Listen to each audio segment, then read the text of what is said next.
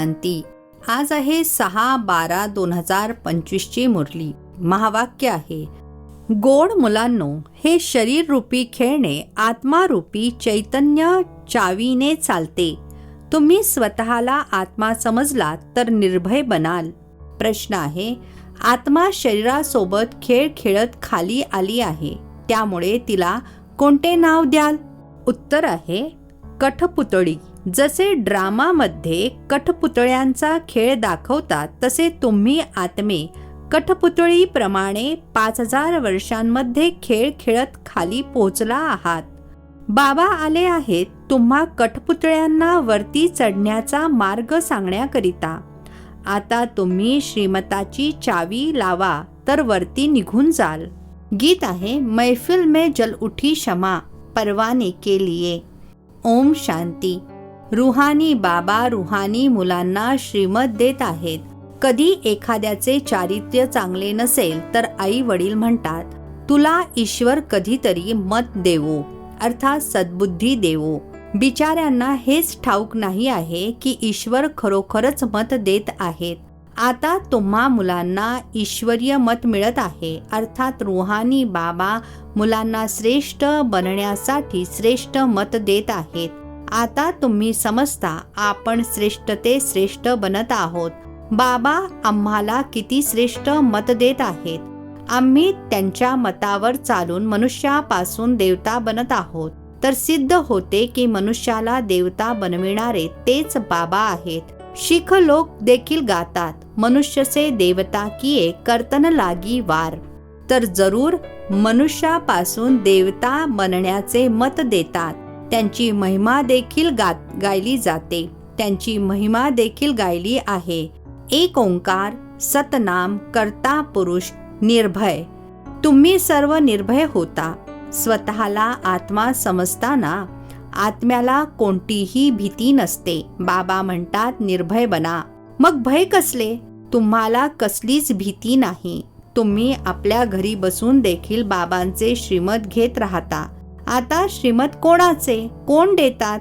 या गोष्टी गीतेमध्ये काही नाही आहेत. आता तुम्ही मुले समजता. बाबा म्हणतात तुम्ही पतित बनला आहात. आता पावन बनण्यासाठी मामेकम अर्थात मज एकाची आठवण करा. हा पुरुषोत्तम बनण्याचा सोहळा संगम युगातच असतो.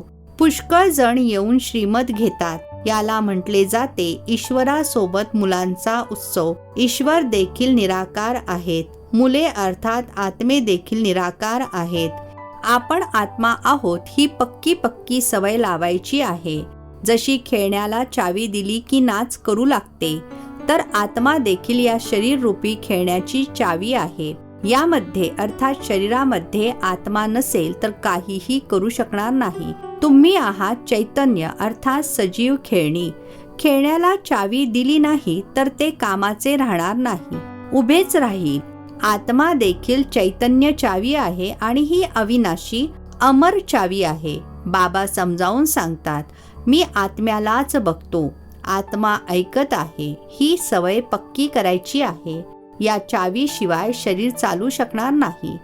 यांना देखील अविनाशी चावी मिळालेली आहे. ही चावी 5000 वर्ष चालते. चैतन्य चावी असल्यामुळे चक्र फिरतच राहते. ही आहेत चैतन्य खेळणी. बाबा देखील चैतन्य आत्मा आहेत.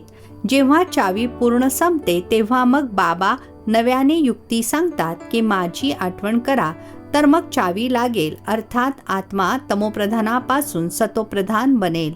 जसे गाडीतील पेट्रोल संपल्यावर पुन्हा भरले जाते ना. आता तुमची आत्मा समजते आपल्यामध्ये पेट्रोल कसे भरेल.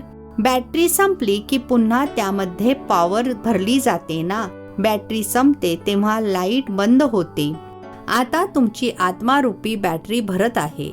जितकी आठवण कराल तितकी पॉवर भरली जाईल. इतके 84 जन्मांचे चक्र फिरल्यामुळे बॅटरी संपून गेली आहे. सतो रजो तमो मध्ये आली आहे. आता बाबा पुन्हा चावी देण्यासाठी किंवा बॅटरी भरण्यासाठी आले आहेत. पॉवर नसेल तर मनुष्य कसे बनतात? तर आता आठवणीनेच बॅटरीला भरायचे आहे. याला मानवी बॅटरी म्हणा. बाबा म्हणतात माझ्याशी योग लावा. हे ज्ञान एक बाबाच देतात. सद्गती दाता ते एक बाबाच आहेत. आता तुमची बॅटरी पूर्ण भरत आहे, ज्यामुळे मग तुम्ही 84 जन्म पूर्ण पाठ बजावता. जशा ड्रामामध्ये कठपुतळ्या नाचतात ना, तुम्ही आत्मे देखील असेच कठपुतळ्यांसारखेच आहात. वरून उतरत 5000 वर्षांमध्ये एकदम खाली येता, मग बाबा येऊन वर चढवतात. ते तर एक खेळणे आहे. बाबा चढती कला आणि उतरती कला याचा अर्थ समजावून सांगतात. 5000 वर्षांची गोष्ट आहे. तुम्ही समजता श्रीमतामुळे आपल्याला चावी मिळत आहे. आम्ही पूर्ण सतोप्रधान बनणार आणि मग संपूर्ण पार्ट रिपीट करणार. समजून घेण्यासाठी आणि समजावून सांगण्यासाठी किती सोपी गोष्ट आहे. तरीही बाबा म्हणतात, समजेल त्यांनाच ज्यांना कल्पापूर्वी समजले असेल. तुम्ही किती डोके आपटा, जास्त समजणारच नाही. बाबा ज्ञान तर सर्वांना एकसारखेच देतात. कुठेही बसून बाबांची आठवण करायची आहे. भले समोर ब्राह्मणी नसेल तरी देखील तुम्ही आठवणीमध्ये बसू शकता. ठाऊक आहे की बाबांच्या आठवणीनेच आपली विकर्म विनाश होतील, तर त्या आठवणीमध्ये बसायचे आहे. कोणाला बसवण्याची आवश्यकता नाही. खाता पिता अंघोळ इत्यादी करताना बाबांची आठवण करा. थोडा वेळ दुसरे कोणी समोर बसते तर असे नाही की ते तुम्हाला मदत करतात. नाही, प्रत्येकाने स्वतःलाच मदत करायची आहे. ईश्वराने तर मत दिली आहे की असे असे करा तर तुमची दैवी बुद्धी बनेल. हे प्रलोभन दिले जाते. श्रीमत तर सर्वांना देत राहतात. इतके जरूर आहे की कोणाची बुद्धी मंद आहे, कोणाची तीक्ष्ण आहे. पावन सोबत अर्थात बाबांसोबत योग लागत नसेल तर बॅटरी चार्ज होणार नाही. बाबांचे श्रीमत मानत नाहीत, योग लागतच नाही. तुम्हाला आता जाणीव होते की आपली बॅटरी भरत चालली आहे. तमोप्रधानापासून सतोप्रधान तर जरूर बनायचे आहे. यावेळी तुम्हाला परमात्म्याचे श्रीमत मिळत आहे. हे दुनिया अजिबात समजत नाही. बाबा म्हणतात, माझ्या या मतामुळे तुम्ही देवता बनता. यापेक्षा श्रेष्ठ गोष्ट कोणती असत नाही. तिथे हे ज्ञान असत नाही. हा देखील ड्रामा बनलेला आहे. तुम्हाला पुरुषोत्तम बनविण्याकरिता बाबा संगमावरच येतात. ज्यांचे मग यादगार अर्थात आठवण भक्ती मार्गामध्ये साजरी करतात. दसरा देखील साजरा करतात ना. जेव्हा बाबा येतात तेव्हा दसरा होतो.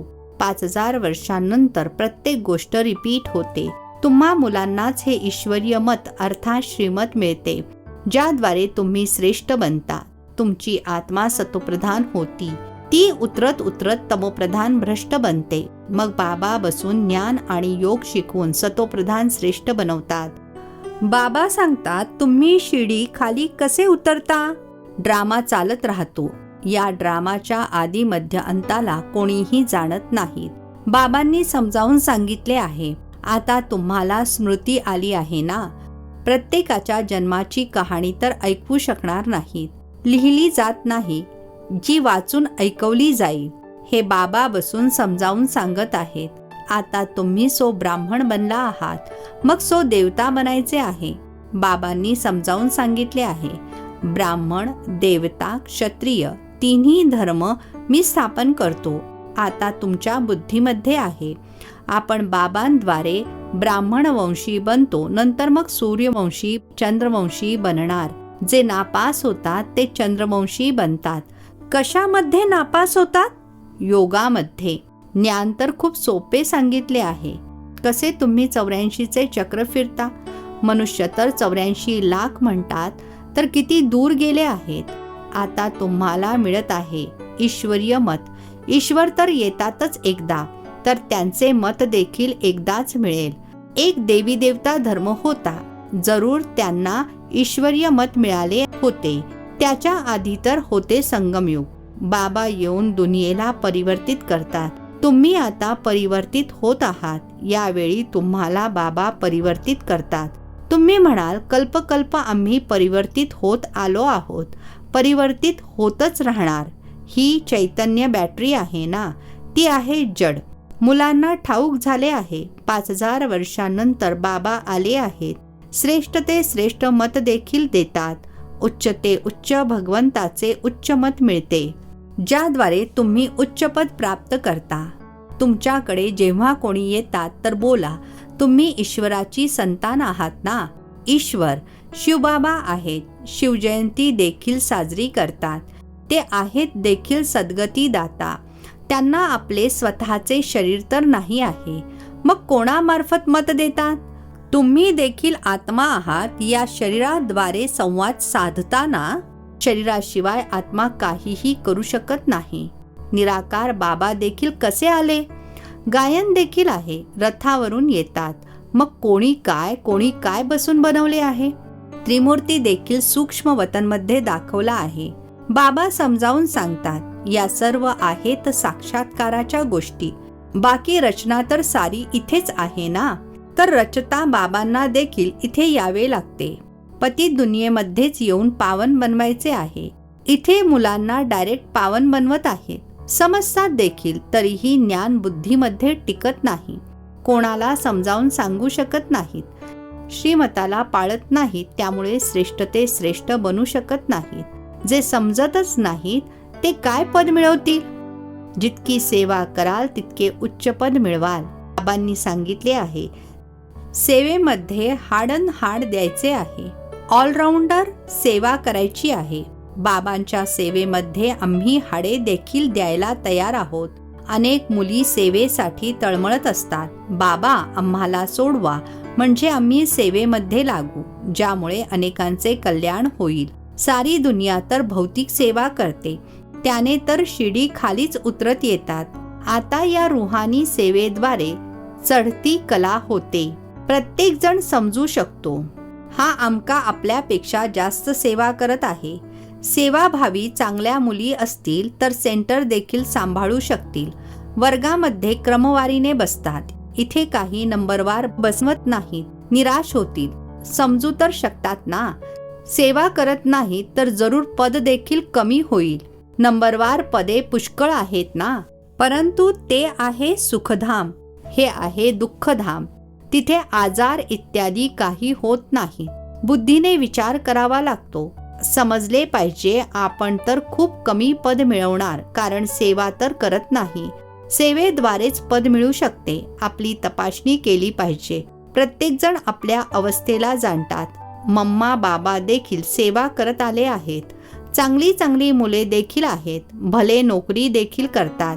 त्यांना सांगितले जाते, अर्ध पगारी सुट्टी घेऊन देखील जाऊन सेवा करा, काही हरकत नाही. जे बाबांच्या हृदयावर ते तावसी तख्तावर अर्थात मयूर सिंहासनावर बसतात. नंबरवार पुरुषार्थानुसार. तसेच विजय माळेमध्ये येतात. समर्पण देखील होतात. सेवा देखील करतात. कोणी तर भले समर्पण होतात परंतु सेवा करत नाही तर पद कमी होईल ना. ही राजधानी स्थापन होत आहे श्रीमतानुसार. असे कधी ऐकले आहे का? अथवा शिक्षणाने राज्य स्थापन होते असे कधी ऐकले, कधी पाहिले आहे का? होय, दान पुण्य केल्याने राजाच्या घरी जन्म घेऊ शकतात. बाकी शिक्षणाद्वारे राज्यपद मिळेल असे तर कधी ऐकले नसेल. कोणाला माहिती देखील नाही. बाबा समजावून सांगतात, तुम्हीच पूर्ण 84 जन्म घेतले आहेत. तुम्हाला आता वर जायचे आहे. खूप सोपे आहे. तुम्ही कल्प नंबरवार पुरुषार्थानुसार समजता. बाबा प्रेमपूर्वक आठवण देखील नंबरवार पुरुषार्थानुसार देतात. जास्त प्रेमपूर्वक आठवण त्यांना देतील जे सेवेमध्ये आहेत. तर आपली तपासणी करायची आहे की मी बाबांच्या हृदयामध्ये स्थान मिळवले आहे. माळेचा मणी बनू शकतो. अडाणी जरूर शिकलेल्या समोर सेवा करतील. बाबा तर समजावून सांगतात, मुलांनो पुरुषार्थ करा. परंतु ड्रामामध्ये पार्ट नसेल तर मग कितीही डोके आपटा, पुढे जाणारच नाहीत. काही ना काही ग्रहचारी बसते. देह अभिमानामुळेच मग इतर विकार येतात. मुख्य गंभीर आजार देह अभिमानाचा आहे. सतयुगामध्ये देह अभिमानाचे नावही नसेल. तिथे तर आहेच तुमचे प्रारब्ध. हे इथेच बाबा समजावून सांगतात. अजून कोणी असे श्रीमत देत नाही की स्वतःला आत्मा समजून मामेकम अर्थात मज एकाची आठवण करा. ही मुख्य गोष्ट आहे. लिहिले पाहिजे. निराकार भगवान म्हणतात, मज एकाची आठवण करा. स्वतःला आत्मा समजा.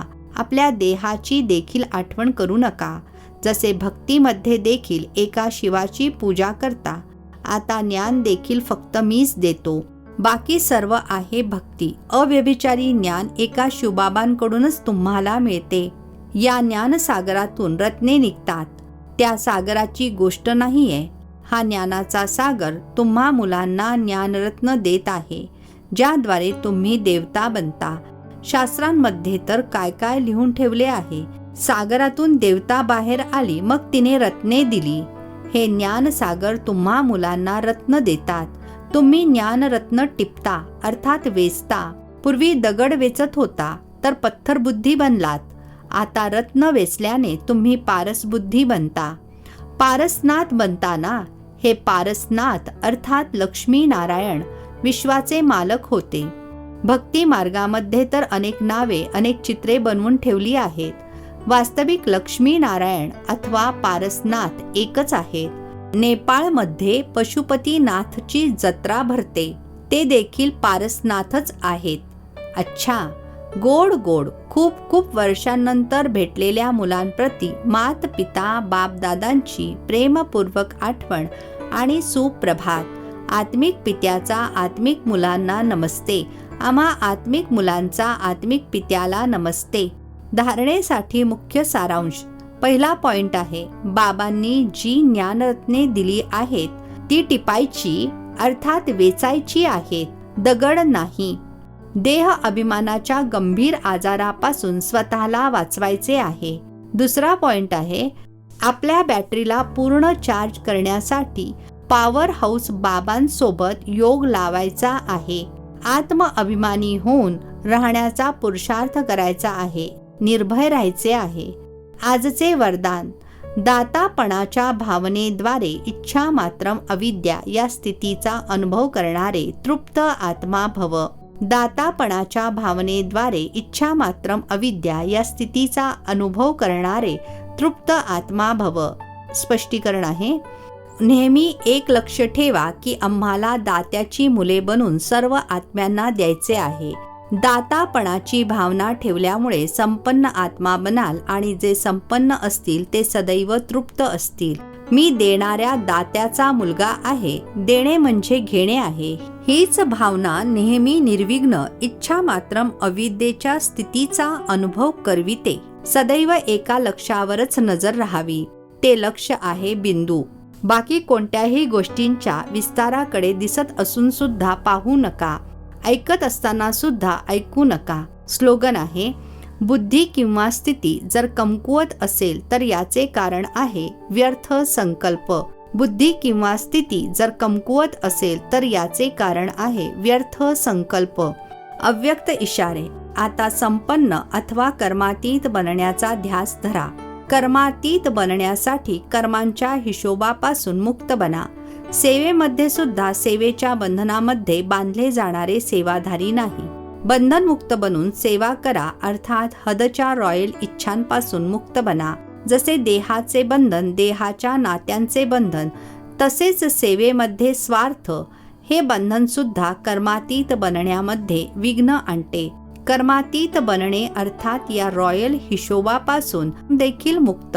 अच्छा, ओम शांती. नवनवीन मराठी व्हिडिओज प्राप्त करण्यासाठी सबस्क्राईब करा मराठी गॉड रिपोर्ट चॅनलला.